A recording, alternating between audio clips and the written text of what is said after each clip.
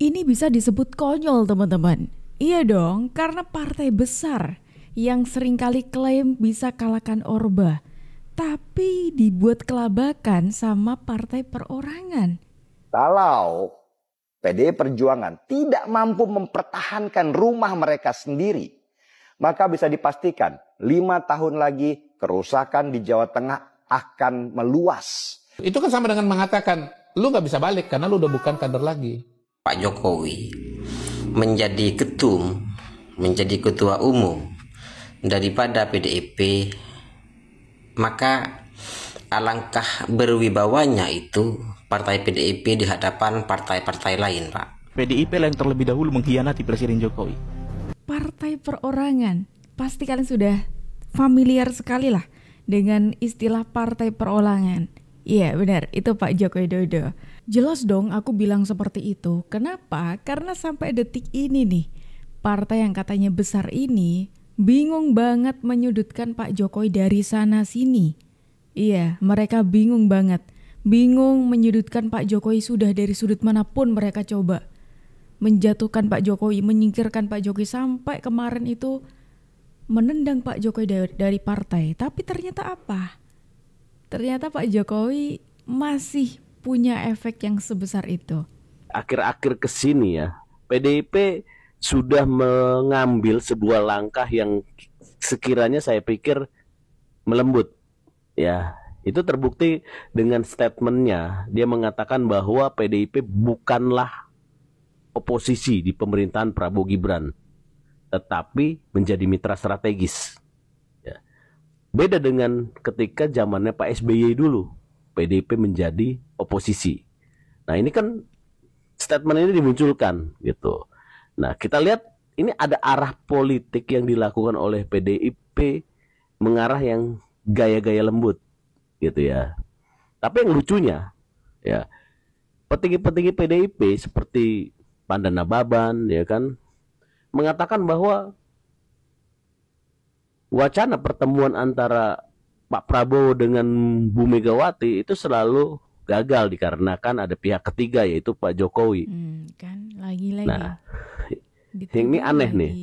Kalian mau masuk menjadi bagian mitra strategis pemerintah yang padahal Prabowo sendiri ngomong ketika pidato di acara salah satu partai ya, ulang tahun partai, mengatakan bahwa dia butuh PDIP sebagai oposisi gitu. Tetapi hari ini PDIP mau ngambil, tapi lucu. Mau masuk ke Pak Prabowo tapi menolak Pak Jokowi. Itu kan aneh. Padahal kita sama-sama tahu ya, apa yang dilakukan Pak Prabowo dan Pak Jokowi itu adalah strategi yang memang dilakukan bersama gitu. Hal yang lucu lah menurut saya, PDIP pengen ketemu Pak Prabowo, tetapi di permukaan dia mau menggeser Pak Jokowi. Padahal biasa-biasa aja Pak Jokowi juga saya pikir nggak ada masalah. Kalau memang ada pertemuan, ngapain diumbar-umbar di media dan lain-lain bahwa kegagalan pertemuan tersebut dilakukan oleh Pak Jokowi. Itu kan aneh. Dan saya rasa ya akan sulit strategi Anda untuk meraih hatinya Pak Prabowo kalau kayak gitu. Sudah dengar kan bagaimana ini salah satu statement seseorang yang juga bingung gitu loh dengan sikap-sikapnya PDIP. Ini yang usaha-usaha yang dilakukan oleh PDIP tujuannya untuk menyingkirkan Pak Joko Widodo. Bahkan uniknya itu mereka mau nih masuk pemerintahan yang awalnya itu gengsi banget gitu. Terus kayak mendadak sekarang itu agak gengsinya agak diturunin gitu. Entah biar ini Pak Prabowo itu menarik teman-teman ini atau memang kayak gimana gitu loh. Emang membingungkan sekali teman-teman. Sampai-sampai syarat untuk ikut atau gabung dengan pemerintahan pun asal nih orang nggak ada nih, atau mantan kadernya nggak ada nih, kan nggak bisa. Ya jadi lebih panjang lagi dong ceritanya. Orang Pak Prabowo dengan Pak Jokowi ini kayak ibaratnya satu kesatuan, saling melanjutkan, meneruskan. Terus dengan PDIP mengatakan hal itu, apakah itu membuat Pak Prabowo lantas oke, demi PDIP saya akan titik-titik-titik gitu kan, nggak mungkin ya kan. Kemarin itu ya statement dari Mbak K. Ciptaning ya, yang menghujat Pak Presiden Joko Widodo, kata-katain katanya anak tukang kayu, bahkan ada diksi binatang ya keluar ya. Kemudian mereka ini seolah-olah itu mengolok-olok Pak Presiden Jokowi, dan kemudian merasa bahwa reformasi itu, yang menciptakan reformasi, yang mengajar reformasi itu dari PDIP. Pada waktu saya di PDIP juga ya, saya keluar tahun 2010. Reformasi tahun 98 itu diakibatkan karena memang terlalu lama Pak Harto itu berkuasa, dan itu digerakkan oleh mahasiswa. PDIP itu hanya numpang sebenarnya begitu ya. Jadi sekarang masyarakat sudah tahu bahwa PDIP itu hanya numpang. PDIP itu di saat dia sedang berkuasa selama 9 tahun itu puja-puji Pak Jokowi. Tapi ketika dia tidak diuntungkan ya, Mas Gibran Raka Buming Raka menjadi wakil presiden, terpilih, kemudian mereka ini sakit hati kemudian menyerang Pak Presiden Joko Widodo. Tetapi perlu diingat, ini menjelang pilkada, pemilihan kepala daerah. PDIP jika lo terus menyerang Pak Jokowi, menyerang Mas Gibran ya, apalagi kalau nanti kemudian menyerang Pak Prabowo, maka tidak akan dipilih. PDIP akan ditinggalkan oleh pemilih. Catat itu, saudara-saudara. Kalau PDI Perjuangan tidak mampu mempertahankan rumah mereka sendiri, maka bisa dipastikan 5 tahun lagi kerusakan di Jawa Tengah akan meluas dan bisa menghancurkan partai secara keseluruhan. Nah, ini kan yang lagi dilakukan oleh PDIP akhir-akhir ini kan menyudutkan atau menuduhkan semua hal yang terjadi di Indonesia, apalagi yang kejadian negatif gitu ya, itu dituduhkan kepada Pak Joko Widodo.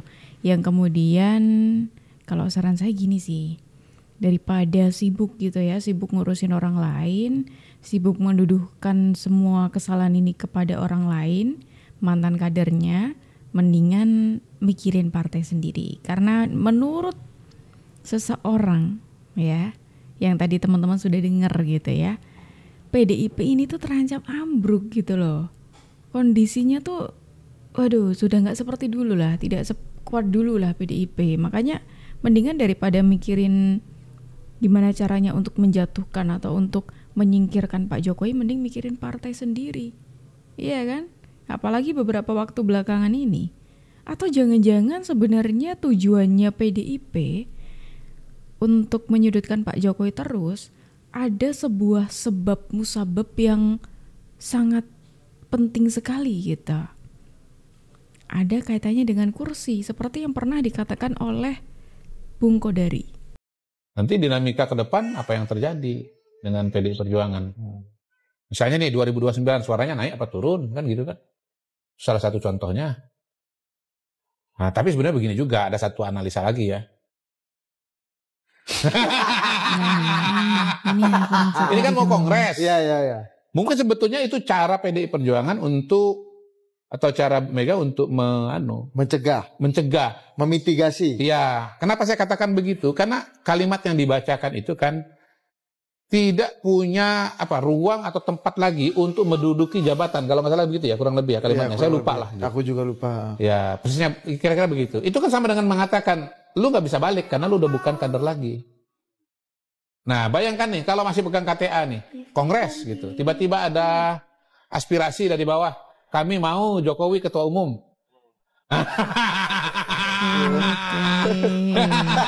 Nah, ini analisa dari Mr. Kyo yang juga kalau kita coba pikir-pikir teman-teman ya, dengan sikapnya PDIP yang terus-terusan menyudutkan Pak Joko Widodo, kemudian kayak sibuk banget ngurusin Pak Joko Widodo, sedangkan ibaratnya kayak kondisi partainya tuh sedang nggak baik gitu loh ya. Ini kan jadi pertanyaan juga, apakah kemudian yang dipikirin oleh Mr. Q ini juga masuk akal? Apakah ini ada kaitannya nih dengan kursi ketum? Apalagi nih beberapa waktu belakangan kalau kita coba korek-korek lagi, kok kayaknya ada nih memang suara yang menginginkan Pak Jokowi untuk jadi ketua umum partai PDI Perjuangan. Minta saya ketum lagi, tapi anak buahku nek ngene kabeh moh. Wah, terus ada yang kepengen. Gile.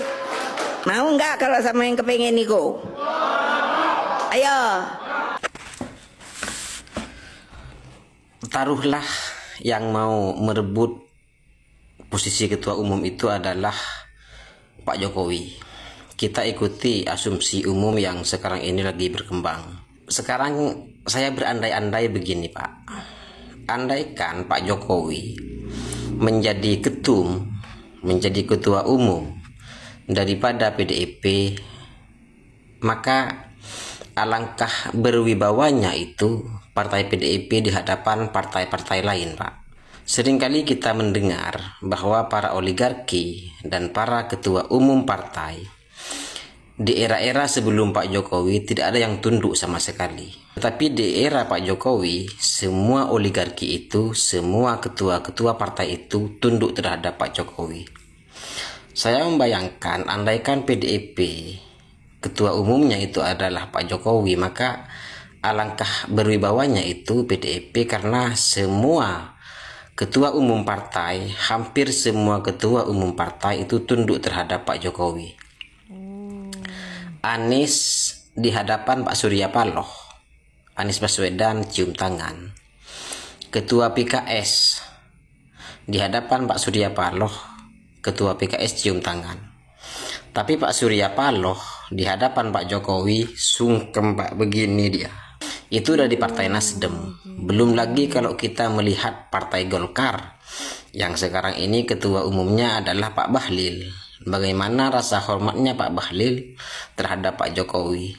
Belum lagi apalagi PSI. PSI itu kan anaknya Pak Jokowi. Jadi saya membayangkan andaikan yang menjadi ketua umum daripada PDIP itu adalah Pak Jokowi, maka alangkah berwibawanya itu partai PDIP di hadapan partai-partai lain. Kan sudah mulai ada suara yang menginginkan kalau Pak Jokowi yang mulai berandai-andai nih, kalau Pak Jokowi memimpin PDIP pasti akan jauh lebih terhormat gitu loh. Apalagi dengan tadi sudah dengan penjabaran dan alasannya gitu ya. Dan ini diperkuat juga sebenarnya dengan seorang kader PDIP juga yang sempat memberikan komentarnya gitu loh. Memberikan komentarnya dan komentarnya positif soal kabar Pak Jokowi yang diusulkan menjadi ketum PDIP. Ketua DPC PDIP Kota Solo FX Hadi Rudiatmo mendukung Jokowi apabila dicalonkan menjadi ketua umum PDIP. Rudi yakin Jokowi mampu memimpin PDIP dengan baik, apalagi dengan pengalaman Jokowi memimpin Indonesia selama 9 tahun. Namun, Rudi mengingatkan semua keputusan soal ketua umum tergantung Kongres PDIP. Setuju kan, ini pokoknya sing kader PDI Perjuangan diusulkan oleh siapapun berarti punya potensi. Pak Jokowi diusulkan untuk menjadi ketua umum PDI Perjuangan kan? Iya. Ya ora masalah toh, berarti aku ya mohon maaf. Aku ya katut untuk kesinggung-singgung karena dulu bareng Rudi kan ngono. Memanage 270 juta lebih. Itu aja merdeka nyaman kok. Anak PDI Perjuangan hanya 140 juta gitu aja. Kan ya lebih nyaman loh. Tapi semua keputusan itu ada di Kongres. Tuh, itu yang dikatakan oleh Pak FX Rudi gitu. Mungkin kalau Pak FX Rudi kurang gimana gitu ya. Mendingan kita dengerin komentarnya dari Pak Sekjen aja. Karena Pak Sekjen juga sudah memberikan komentarnya soal usulan ini. Ya, di dalam media tersebut kan memang disampaikan opini untuk menyampaikan berbagai gagasan-gagasan. Ya, sebagai gagasan tentu saja kami menerima sebagai masukan, tetapi terkait dengan PD Perjuangan skala prioritas memenangkan pemilu. Ini Rakernas yang keempat. Dan kemudian Rakernas kelima akan dilakukan setelah pemilu, baru pada tahun 2025 akan dilaksanakan Kongres Partai yang keenam. Nah, di dalam Kongres itu kedaulatan berada di tangan anggota. Itu lembaga pengambil keputusan tertinggi. Sehingga itulah yang nanti mekanisme yang berjalan di dalam partai. Nah, tradisi PDI Perjuangan tentu saja adalah politik arus bawah. Politik mendengarkan hati sanubari dari seluruh anggota partai, karena Kongres itu akan diikuti oleh seluruh utusan dari tingkat yang paling bawah, maka namanya utusan yang membawa mandat. Nah, sehingga itu nanti akan pada tahun 2025 kita menangkan dulu, dan setelah pemilu dimenangkan oleh dukungan rakyat, PD Perjuangan harus mengawal. Apalagi Presiden Jokowi kemarin sudah menegaskan suatu hal yang sangat fundamental. Bagaimana Pak Ganjar Pranowo begitu dilantik langsung bergerak untuk membangun, mewujudkan langkah-langkah strategis kedaulatan pangan tersebut.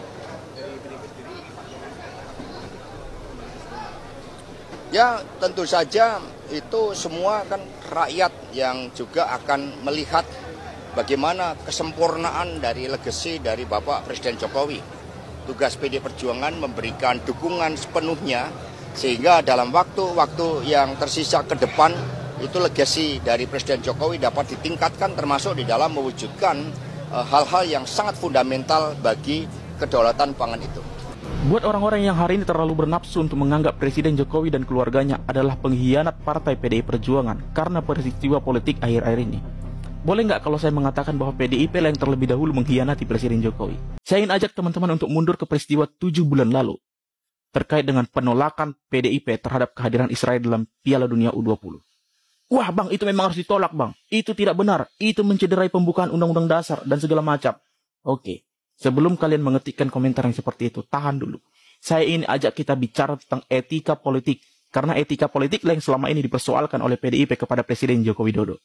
Teman-teman, di negara dengan sistem pemerintahan presidensial ini, yang kita anut ini, ada dua kubu. Untuk menciptakan check and balances, ada dua kubu. Oposisi dan pendukung pemerintah. Dan dalam hal ini, PDIP berkedudukan sebagai pendukung pemerintah bersama dengan partai-partai lain. Ada Golkar, PAN, Gerindra, PKB, P3, NASA. Dalam keadaan itu, seharusnya apapun keputusan pemerintah, itu didukung oleh PDI Perjuangan. Teman-teman, Presiden Jokowi itu adalah kader PDIP pada masa itu. Dan PDIP yang merupakan partainya sendiri berseberangan dengan Presiden masalah ini. Dan buntutnya, Piala Dunia batal digelar. Teman-teman, partai politik lain memilih diam. Itulah makanya Presiden lebih merasa nyaman bekerja sama dengan koalisi-koalisi pemerintah, partai politik lain, koalisi pemerintah yang lain selain partainya sendiri. Karena faktanya pada masa itu mereka memilih diam. Saya yakin mungkin ada kader-kader partai lain itu yang memilih bersikap sama dengan PDIP, tetapi memilih diam karena apa? Karena mereka menyadari etika politik bahwa pada saat itu mereka mendukung pemerintah. Dan satu-satunya kader PDIP yang membela Presiden Jokowi itu siapa? Anaknya sendiri, Gibran Rakabuming Raka, yang secara tegas mengatakan bahwa Solo siap menggelar Piala Dunia. Oke, itu tanggapan dari Pak Hasto, teman-teman. Kira-kira gimana kalau tanggapan dari kalian semuanya? Apakah kalian mulai meraba-raba dengan pandangan kalian gitu? Kira-kira sebenarnya apa sih tujuan PDIP sampai detik ini terus-terusan menyudutkan Pak Jokowi? Apakah ada faktor ini nih, soal masalah kursi, atau mungkin faktor lain? Coba kalau menurut kalian gimana? Silakan tulis pendapat kalian di kolom komentar. Terima kasih karena kalian sudah menemani aku dari awal sampai akhir. Aku Jubu pamit undur diri, sampai jumpa dan terima kasih.